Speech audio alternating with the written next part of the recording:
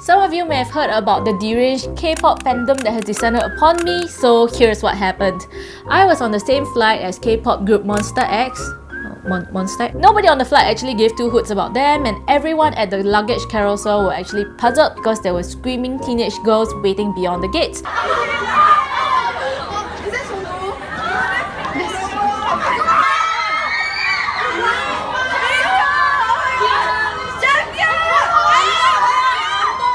MonstaX members were just standing beside me waiting for their luggage. No idea who they were, still don't care. So one of the girls was actually lying on the floor, rolling around and sobbing because she was so happy to see them. Okay. I got home and I received a tweet from a disgusted MonstaX fan that says that I don't deserve to be on the same flight as them. I'm sorry, I didn't know that gods were on the flight and us normal humans are not worthy to be on the same flight. And so I replied this. Now that I finally know the group's name, I googled them and I immediately tweeted out my reaction late that night. And I said that I actually thought they were a group of trannies. I was genuinely curious if this dude from the group is a biologically born female, so I asked that question. And then I went to sleep without thinking too much about it. So the next day when I woke up, hell has descended upon me. My Twitter replies were so numerous that I cannot finish reading them. And my Instagram actually had 5,000 comments. And my YouTube comments were flooded with words that I didn't understand. Stan? What's a Stan? Is it short for Stanley? I also woke up to learn that I'm apparently now a transphobe and a homophobe. Who knew that you could actually become one overnight? Among all the hate tweets, I also received really horrifying things like promises to kill my child or perform spontaneous abortions on me. Seriously, chill the fuck out. It's just tweets. I know that on the surface, this whole saga just seems very juvenile and stupid, but actually there are some important issues here to think about. Let's get the heavy LGBTQ part out of the way first. Is tranny a slur? I'm sorry, in 2017, everything is a slur, so forgive my old ass if I didn't realize that it's supposed to be a slur. I thought it's just a short form of transsexual or transgender. Hands up, how many people in Singapore have used that word before or heard other people use that word before and never once got offended? I just don't understand why it's such a big deal now. RuPaul herself said that she doesn't find the word offensive, and she says that the majority of the trans community doesn't either. So let's have a listen. Does word tranny bother me? No. Okay. I love the word tranny. It's not the transsexual community who's saying that. These are fringe people who are looking for storylines to strengthen their identity as victims. Whether it's a slur or not is arbitrary.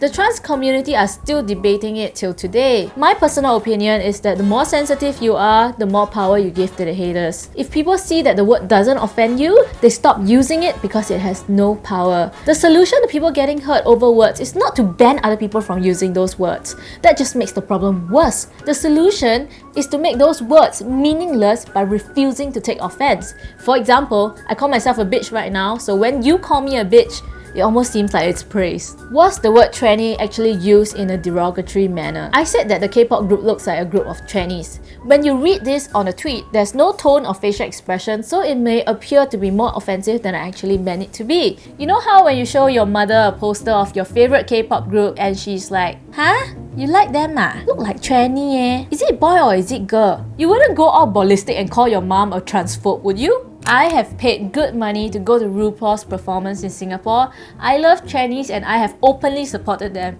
In fact, I find them way better entertainers than boy bands. So I don't think I use the word in a demeaning manner. Why would you take offense at something that isn't meant to be offensive? Just imagine this. Hey, looking good today, bitch. Huh? Who are you calling a female dog? That's so offensive. If you have a problem with your idols being called trannies or find it rude, I'm sorry, but you are the transphobic one. You wouldn't be pissed if somebody says that you look like a model or ask if your bag is a Chanel because you think models are attractive and Chanel means high quality luxury. So ask yourself this, why is looking like a drag queen a bad thing? Some smarter people may be asking, huh? So if I say you look like a wrinkled prune, means that I think that all prunes are ugly meh? Obviously not what? No, you don't find that prunes are ugly, but obviously you find women who look like prunes ugly. So I ask you now, do you find that men who look like drag queens ugly? If the answer is no, why are you offended with what I said? If your answer is yes, then newsflash, you could be transphobic. Alright, so now that we got that out of the way, let's move on to the K-pop bit. I had a lot of fun trolling the angry K-pop fandom for the past few days. I know a lot of people are like, hello, you're a mom, you know, why are you fighting with teenagers? Please grow up. I'm sorry, I guess I'm just very childish. The angry teenagers are so stupid and funny. I'm sorry, but you are. All that hilarity that happened is gonna be lost on my Twitter feed, so I'm gonna immortalize my best trolling parts here. Oh my god, who are these pretty girls? In an attempt to prove that I'm wrong in saying that their idols are effeminate, the fandom kept sending me manlier and manlier pictures of their idols. To every single picture, I simply replied, who are these pretty girls? Fandom, why do you need my approval on their manliness? Oh my god. Come beat me up lah! So a lot of the deranged fandom said that they would hit me if they could, so I came out with a brilliant double bind. So I told them that I'm gonna be at Jianhao's Bingsu Cafe that day with no intention to go at all. If nobody went, it makes them look like they're real cowards whose words carry no real meaning. And if they went, they travelled there for nothing and I just wasted their time. Hilariously, there were actually people who went. Not many, but a few. I just can't imagine how hopping mad they were. Totally made my day. Hey, guess who's got a new ambassadorship? Me.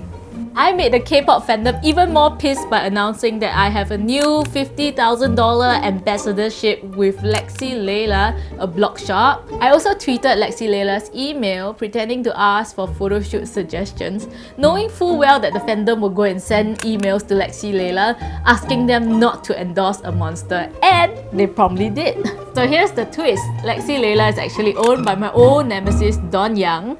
Ew, is that what she looks like now? What's wrong with your face, huh? So needless to say, I was never about to be Lexi Layla's new ambassador. Even Yahoo News got trolled into being fake news by putting that in their report. Trolling win!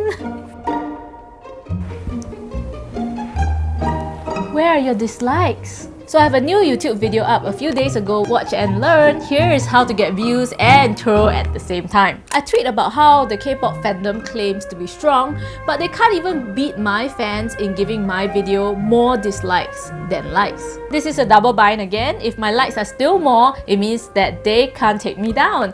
And if they do win, I simply do this. This is what I'm gonna do. Go to my YouTube page, click on this little button here. Now you can't see the likes and dislikes. You just got trolled. So they get super pissed off and they also added to my views. Thanks fandom! Taeyeon is so ugly.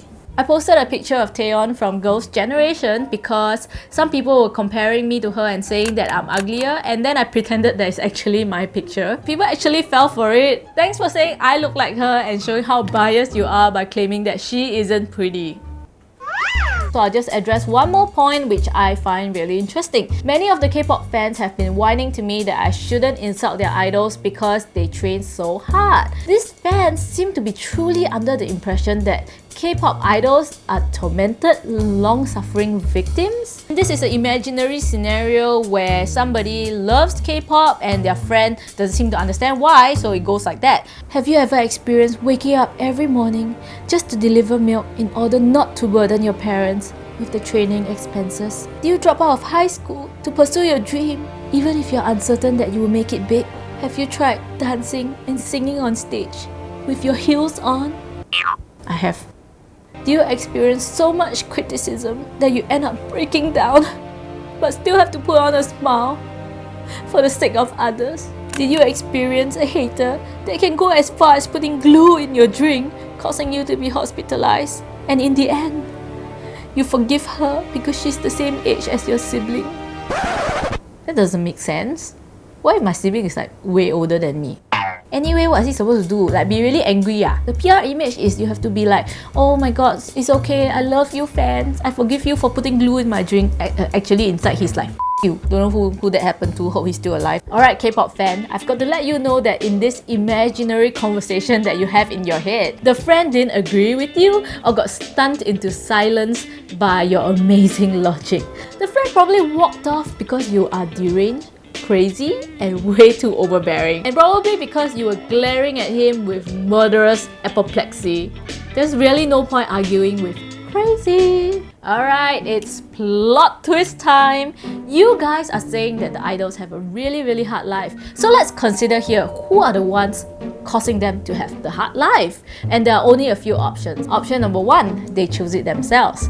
There are adults who fully know what they were getting into and they still decided to do it because they wanted a chance at fame and money. Fair enough, it's their own choice, so they are not victims. Option number 2, they sign binding contracts with evil agencies who overwork them. Oh my god, how terrible. In that case, please stop supporting the idol groups, and once they prove to not be lucrative anymore, they will be dropped by their agency and they will be free to live their life as an accountant or something. To the suffering K-pop idols, you can also make some anti-Semitic jokes like PewDiePie and everyone will drop you like a hot potato. Your continued support makes the current idols look like kings and queens. This tricks new teenagers into aspiring to be them, only to suffer as trainees that might never succeed. Chu. I said trainees, not Chinese. This is on you, K-pop fan. It's like saying, oh my god, those poor enslaved circus animals. But I will continue to pay for circus tickets so that the ringmaster will continue to feed the animals and treat them well. Stop making it a profitable business and nobody will continue to enslave animals. Get it? It's really not that difficult to understand. Option number 3, it's the scene's fault. In this scenario, the idols have no choice. In order to be a popular K-pop idol these days, you need intense training. And this is basically saying that societal norms is causing the idols pain. The market is so saturated that unless you're really good, you can't make it big. And who is causing the market to be so saturated? Make a guess. It's you. You are spending all your money on K-pop idols, making K-pop a flourishing billion-dollar business, causing more and more people to try to be the next G-Dragon. Stop with your phoning and spend your money elsewhere, and you can work towards stopping idol torture. You following them on their social media adds credence to their popularity, which in turn gets their evil agencies ad revenue. At first, when I read all these tweets about how the idols are suffering, I thought it was really funny that K-pop idols are actually seen as victims by their fans when they are making millions and millions of dollars. This seems so odd, right? But after reading more and more about the industry, I realized that there's something actually pretty sinister here. Some of the underage trainees are actually forced to do plastic surgery, half-starved to death, or even have to do sexual favors for their bosses. It's really disgusting. So the next time you give me some moral lecture about how I'm bullying these poor victims of K-pop, remember who's the one sustaining the horrible industry in the first place? Who's the one propping up torture? It's you, not me. Alright, so I'll end my video here. K-pop fans, remember to give me a big dislike if you are into idol torture. And everyone else who is sane, please hit the like button. Alright, so now I'll flash some of my best and funniest Twitter comebacks, so enjoy them if you haven't seen them, and if you have, they're worth reading twice. Alright, signing off now. Bye guys!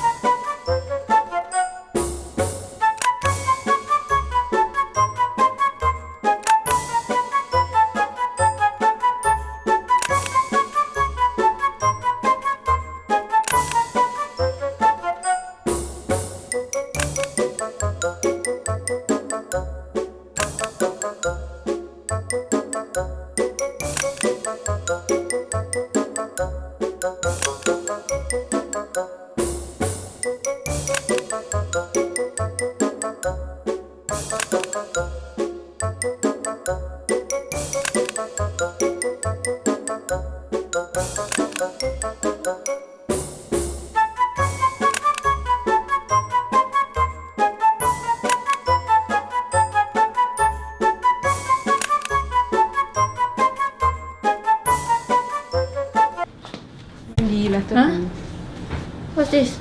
Don't know leh. It says on legal notice from Big Hit Entertainment. What the fuck? Think I'm getting sued? Don't know leh.